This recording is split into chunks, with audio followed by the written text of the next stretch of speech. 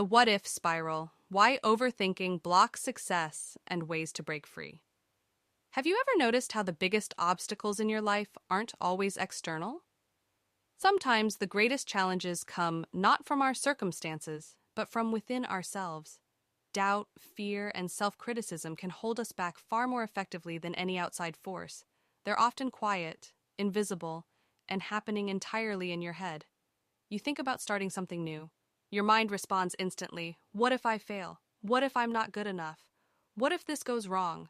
It's often easier to point to external problems, the difficult boss, the lack of resources, the unsupportive environment, than it is to confront the uncomfortable reality that our own thoughts and beliefs might be what's truly standing in our way.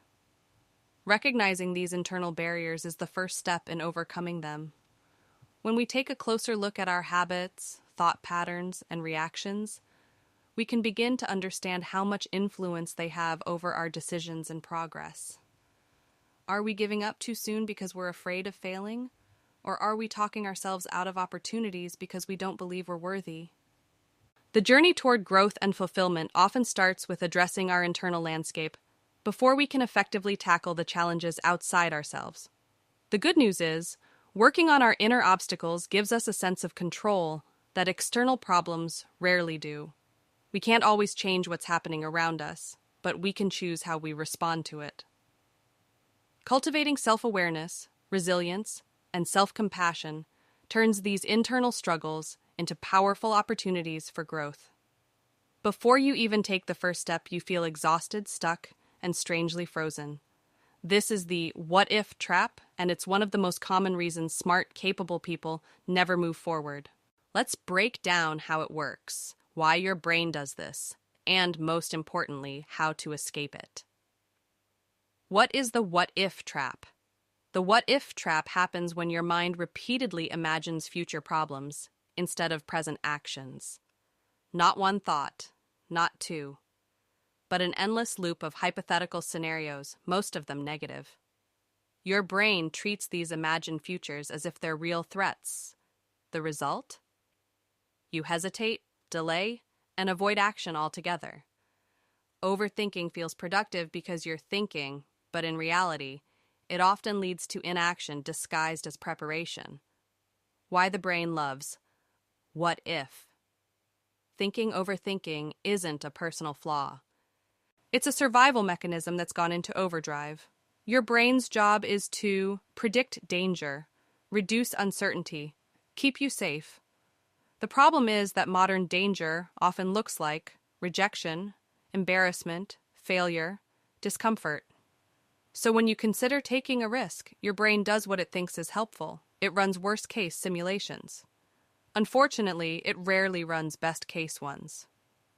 Thank you for listening, and please take one small action today on something you've been overthinking. And if you want more practical ideas on calming the mind, breaking mental loops, and building inner peace through simple daily habits, subscribe and join the conversation. How overthinking paralyzes progress. 1. It creates the illusion of control. Thinking feels safer than doing. When you overthink, you feel like you're managing the situation. In reality, you're avoiding uncertainty by staying in your head. Control feels comforting, but progress requires movement, not mental rehearsal. Control feels comforting, but progress requires movement, not mental rehearsal. When we cling to control, we find relief in predictability. We believe that if we analyze every possible outcome, we can shield ourselves from failure or disappointment. The mind busily runs through scenarios, replaying conversations not yet had, and rehearsing responses to problems that may never arise. This creates a reassuring illusion of safety, but it often leaves us standing still. True progress, however, is born of action. Growth demands stepping into uncertainty, making choices, and embracing the possibility of mistakes. Each attempt, even imperfect, provides feedback and builds resilience, learning that simply thinking cannot provide. It's only by moving forward, even with trembling steps, that we transform aspirations into achievements. Ultimately, the comfort of control is fleeting, while the rewards of genuine progress endure. Letting go of endless mental rehearsal and taking action might feel risky, but it also opens us to new experiences, opportunities, and a deeper sense of fulfillment. Movement and action, not just planning, is where real change begins. 2. It turns small decisions into heavy ones. A simple choice becomes loaded with meaning. What if this choice defines my future? What if I ruin everything? Suddenly, choosing feels dangerous. So you wait, and waiting becomes the default. Absolutely.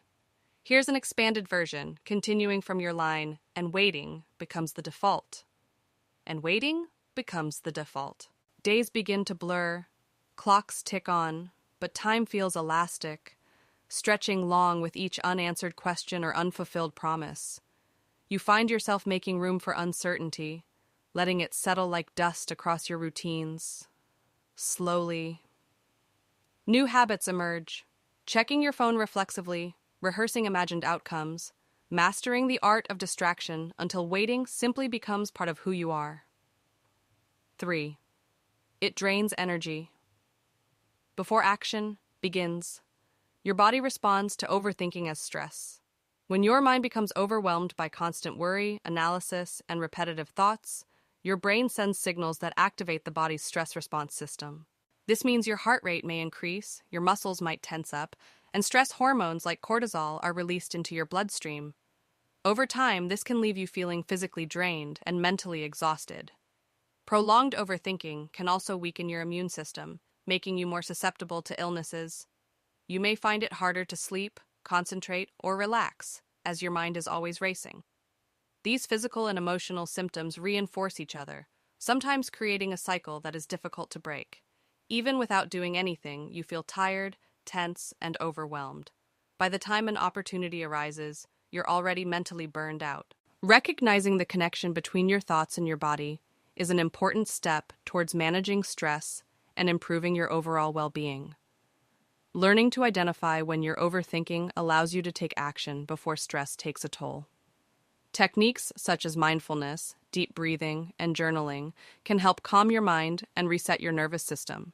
Taking care of your physical health, with exercise, proper nutrition, and sufficient sleep, also supports resilience to stress. By making conscious choices to quiet your mind, you protect both your mental and physical health, breaking the cycle of overthinking and stress. 4. It keeps you stuck in almost. You research, you plan, you prepare, but you never quite start. Overthinking loves the comfort of almost. Almost ready, almost confident, almost there. 5. It shrinks your world. Over time, each avoided action reinforces the belief, maybe I'm not capable. Gradually, your comfort zone gets smaller. Not because you can't do more, but because fear keeps making decisions for you. The hidden cost of the what-if trap. What overthinking steals isn't just time, it steals confidence, momentum, creativity, trust in yourself. And the longer you stay trapped, the more convincing the fear becomes. How to escape the what-if trap. Escaping overthinking doesn't mean silencing your mind. It means changing how you respond to it. Here are practical, realistic ways to do that. 1. Replace what if with what's the next step. What if questions are vague and infinite. What's the next step is concrete and limited, instead of what if this doesn't work out. Ask, what's one small action I can take today? Progress happens in steps, not conclusions. Each small advance pushes us forward, even if it isn't immediately clear how it fits into the larger picture.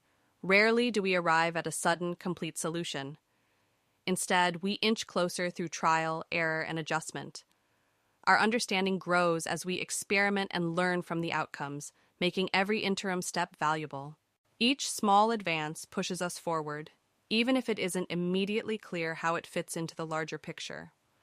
Rarely do we arrive at a sudden, complete solution.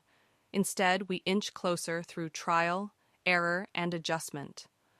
Our understanding grows as we experiment and learn from the outcomes, making every interim step valuable.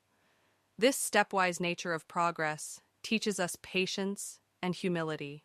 It's easy to become frustrated when answers aren't immediate, but recognizing the incremental pattern helps sustain motivation. Mistakes and setbacks aren't dead ends. They are part of the process, offering insights that shape our next moves. 2. Shrink the decision. Most overthinking happens because decisions feel too big, so make them smaller. You're not writing a book. You're drafting one paragraph. You're not changing your life. You're trying something for 10 minutes. Small actions calm the nervous system and restore momentum. Over time, we may even come to appreciate these inner challenges, seeing them as invitations to become stronger and more authentic versions of ourselves. So next time you find yourself facing a tough situation, pause and ask, what's really holding me back? With honest reflection and a willingness to grow, you may discover that the biggest breakthroughs happen not when the world changes, but when you do. 3. Set a thinking deadline. Give your mind permission to think, but not forever. For example, I'll think about this for 15 minutes, then act. When the timer ends, choose the best available option, not the perfect one.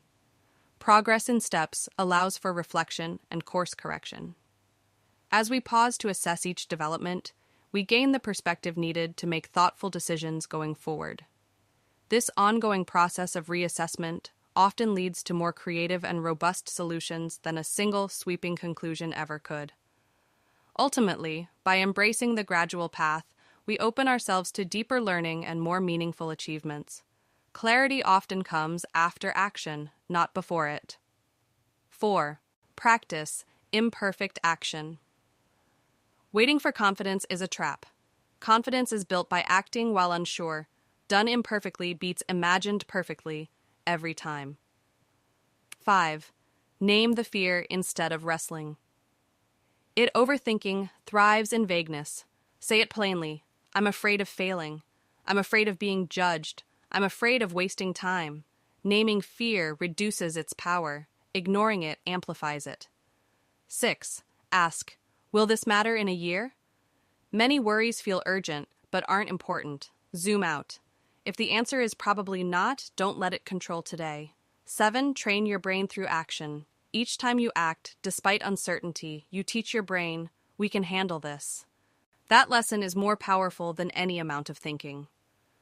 Progress is a skill, not a personality trait. Some people don't think less, they move sooner. They've learned that uncertainty is part of growth, not a sign to stop. You don't need to eliminate fear. You need to stop letting it decide. Final thought. The question isn't, what if something goes wrong? The real question is, what if I stay stuck? Most regret doesn't come from trying and failing. It comes from never trying at all. Thank you for listening, and please take one small action today on something you've been overthinking. And if you want more practical ideas on calming the mind, breaking mental loops, and building inner peace through simple daily habits, subscribe and join the conversation. Your future self will thank you. Thank you for being here. I'll see you in the next video.